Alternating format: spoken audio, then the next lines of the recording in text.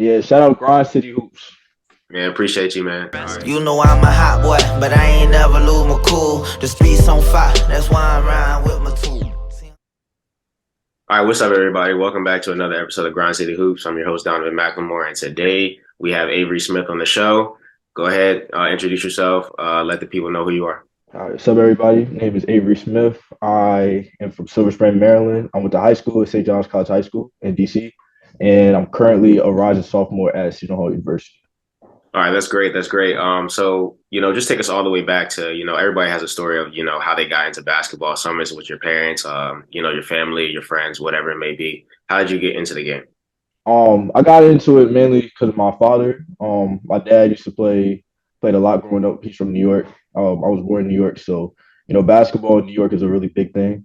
So just being brought up into that and then just moving here when I was three, I kept going and I played in rec leagues. I started playing AAU basketball about, I would say, what, fifth grade, sixth grade. I played with a team called Made and I played with a couple of different teams until high school was over. So for the main part, basketball has just always been, it's always revolved around my life and it's been a big part of it. Cool. Were there any other sports growing up, or was it always just basketball? I played soccer and baseball for a little bit. I kind of stopped once I started to play like AAU, but soccer, soccer was probably like my second favorite in terms of the sports I played. And then I liked it too because it helped with my footwork too for Right. basketball as well. So yeah. For sure, for sure. So like what about like what age did you think, basketball is something I want to take seriously, for the long term and longevity of it? Probably it was definitely during middle school. So I'm gonna say like eighth grade. Okay. And I just was like, I want to give myself like the best chance possible. That's why it's part of the reason. Like I picked St. John's for like its academics and stuff for high school, but also was like if I get a chance to play the WCAC, that'd be great as well. Because Definitely. not even only playing too, because it was just really just being a part of the program too. I just wanted to be a part of the basketball program in some way. So that's when I started to take it seriously in terms of what I would like to do within the sport. Definitely, definitely. For the viewers, I have a lot of viewers that aren't from this area. I mean, you and I know like how the WCAC rolls, the talent that we bring in. The DMV has some of the best talent in the country. So just give the viewers an idea of, what makes the WCAC schools different from, the other schools.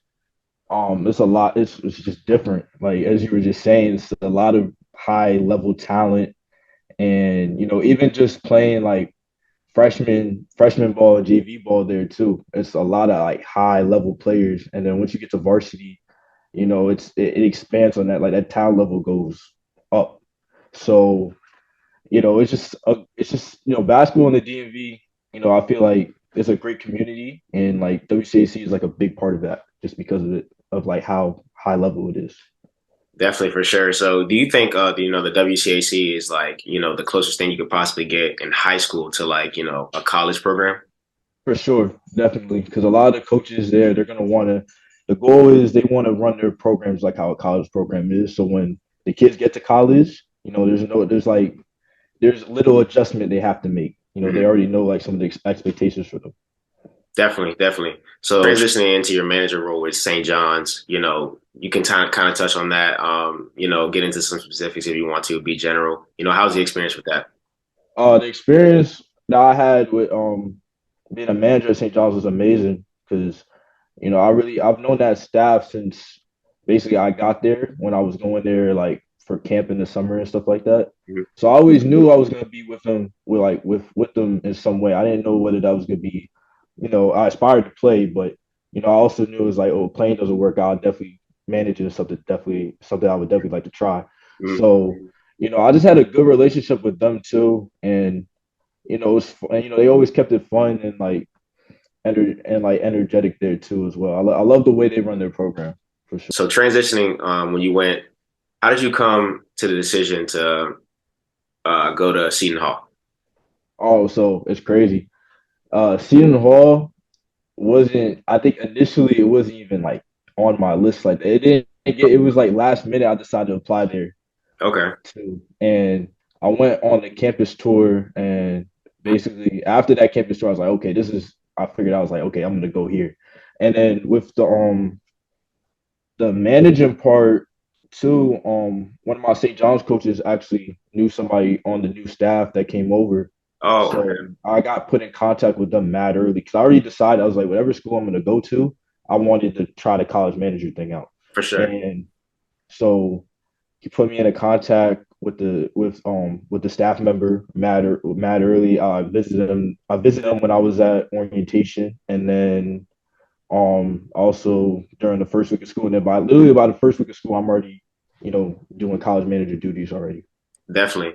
So you got to coach at probably the one of the highest high school levels you can possibly manage at St. John's and WCAC, and now Mhm. you're managing at Seton Hall. So what are some similarities that you see in the managing jobs and some differences?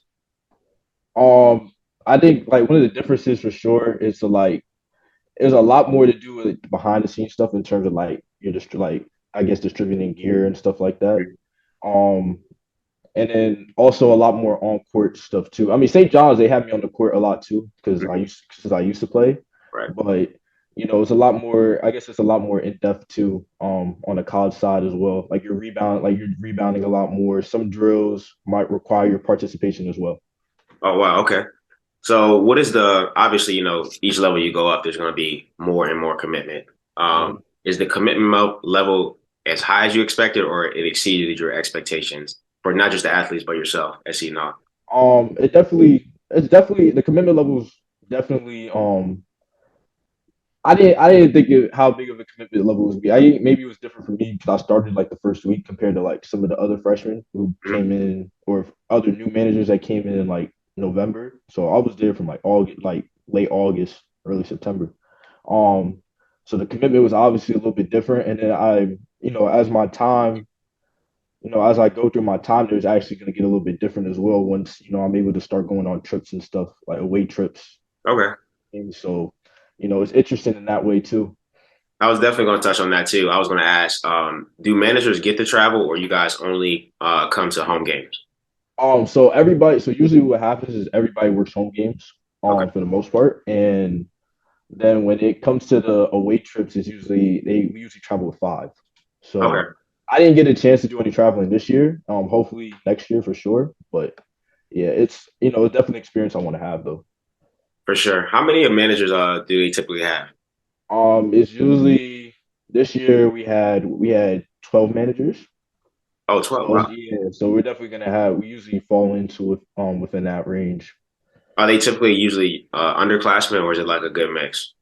It's a good mix. You get a couple underclassmen that get hired at the like right before the season starts, and then you got your returning guys, which are mostly just upperclassmen.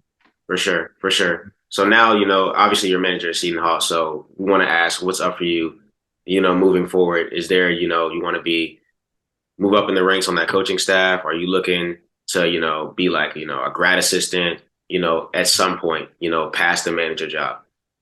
Yeah, for sure. I think the way basketball has been for me is I just want to. I mean, I'm just waiting to see where it takes me for the most part. But I think being a GA and just moving up like the coaching ranks and stuff like that is definitely something that I would like to be a part of as well.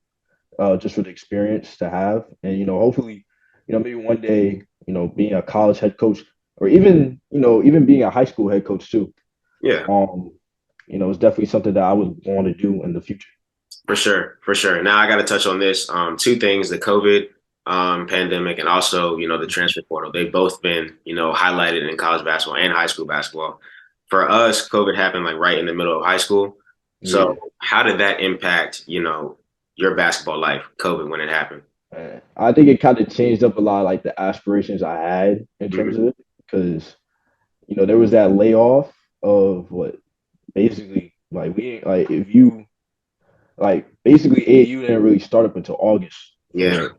So it was one trying to find a team and then also trying to make sure you had enough players to go play wherever you were and then making sure. sure like the restrictions and stuff were all right too. So Mhm. luckily I was able to find a team and we were able to play. There was a couple local things. I think most of the games we had were like Virginia. We went up to Spooky Nook one weekend as well, Mhm. and so I was able to find something which was good. For sure. Yeah, it was definitely tough. I remember. I'll never forget. It was right at, like 2 weeks after our season, and we had like Mhm. 7 or 8 month layoff. I'm just trying to find a team, and nothing was really available. But transitioning back to Seton Hall, how has the transfer portal impacted, Seton Hall? It's impacted Memphis tremendously, but Seton Hall in general, like are guys coming in and out. What's the deal with that? Transfer portal, stuff happens, Mhm. and you understand that. I guess guys are just trying to find like the best opportunity they can find for the most part. Definitely, definitely, for sure, for sure. It was definitely great having you on the show, man. I appreciate you coming on. You're the second guest to be on the show, but I appreciate you coming on and supporting. Just me, just trying to make this a bigger platform for people to just share their story. I got you. Appreciate you for having me on, bro.